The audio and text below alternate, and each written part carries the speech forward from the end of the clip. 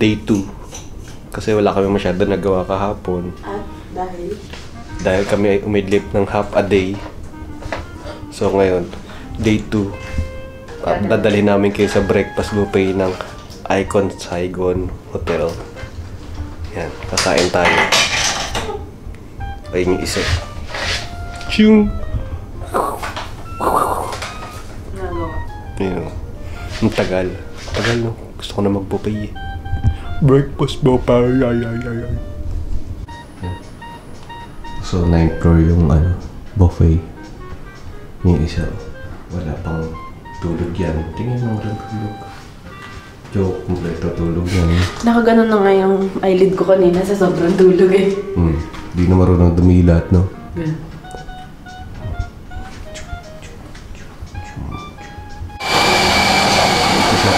Breakfast na tayo.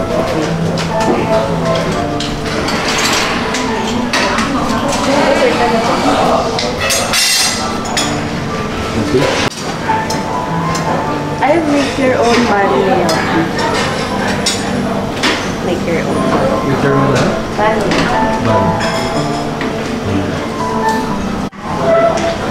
Meron din cereals. Cereal din.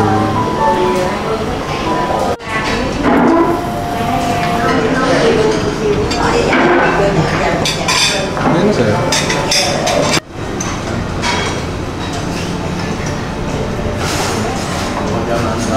Good morning! So day 2 ng gala ng Magdere. Yung pa rin, katatapos lang sa buffet kanina. Yung kanina intro, ito rin yung kasunod. Oo, hindi na kami masyado nakapag-vlog kasi di pa kami naligo nung time na yon. Pero, yeah, so gala muna tayo. Check muna natin kung anong meron dito sa area. Tapos, mamaya magla-landmark 81 tayo. 81 ba yun? Yeah. So, pakita namin sa inyo kung anong gagawin namin. Dito pa rin kami sa Icon Hotel.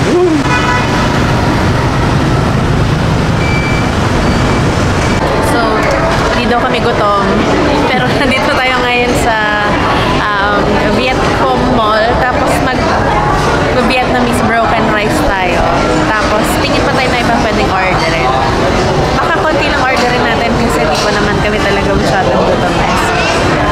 Tapos pakita mo nga kasi parang kanina pa ako na-judge dito sa mga isla. Nakatingin sila sa akin. Sinadjudge ako na.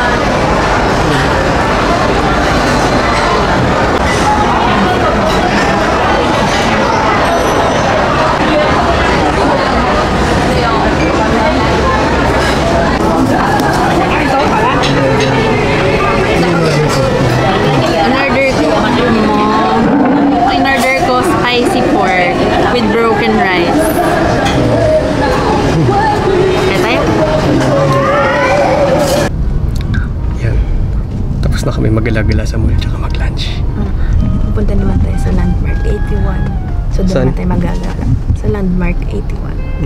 Pero ayun yung dito pupuntahan pa natin natin. Medyo maulan lang. Yan. So, Tsaka dun sa, rope deck. rope deck? Yung rope deck. Observatory Tower. Ang ganda na outfit ng ate sa labas.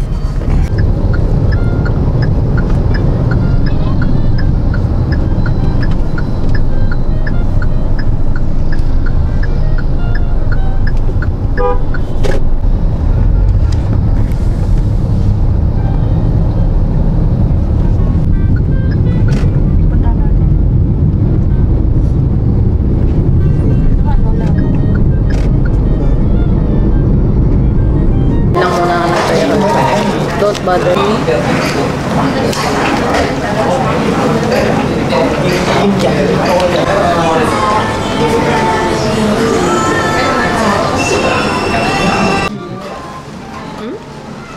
Alin?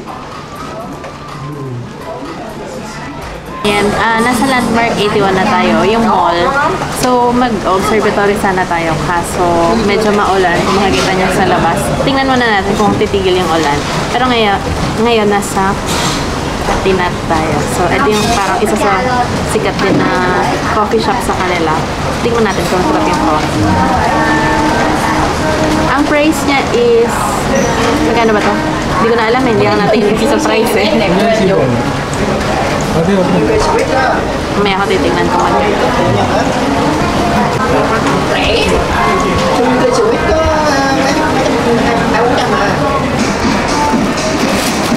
Ay, parang maliit. Ay, hindi. Okay lang.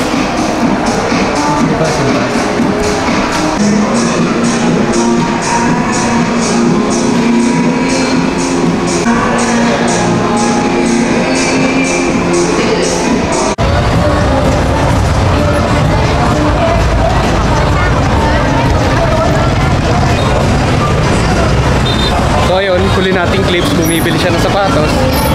Pumunta kami hotel, tapos umidlip. Tapos ngayon, nasaan tayo? Sa Bibo. Buivien.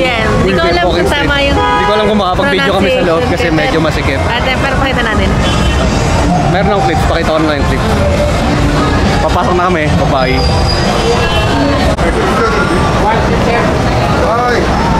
Ay, 이게 뼈지.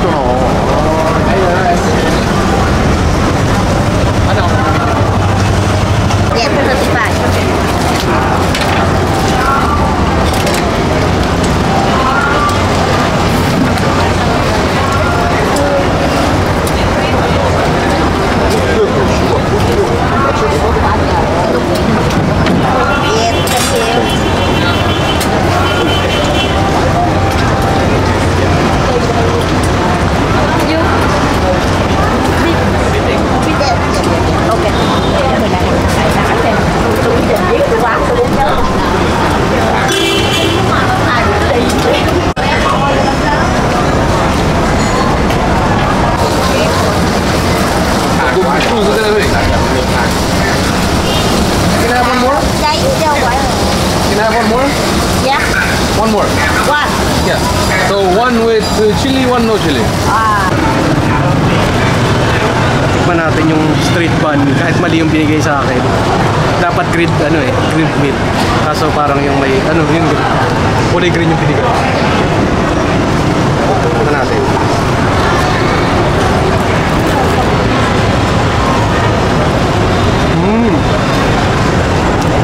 May meat sa loob, may grilled meat nga. Tama pala binigay. Sarap. Unang agad, lasang kamay. Joke lang. Hindi, lasang masustansya. Sarap.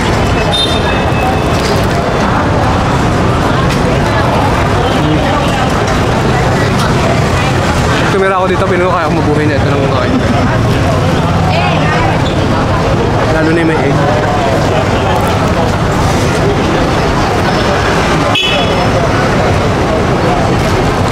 Satisfying, nakakaulit. Nasa hotel na kami. Kami ang vlogger na walang outro. Kaya ito nalang gagamitin ko sa lahat ng day namin na outro. Bye-bye, see you later on the next vlog. Isang outro na lang sa lahat ng vlog ng Vietnam. Naghihintay lang kami ng order sa McDo. Kahit patulog na kami. Siyempre. Midnight snack kasi yun na lang yung bukas eh. Oh, kumain ako kanina ng banh mi. So, siya lang kakain. Ako fries. Hi! Bukas na ulit Vietnamese food!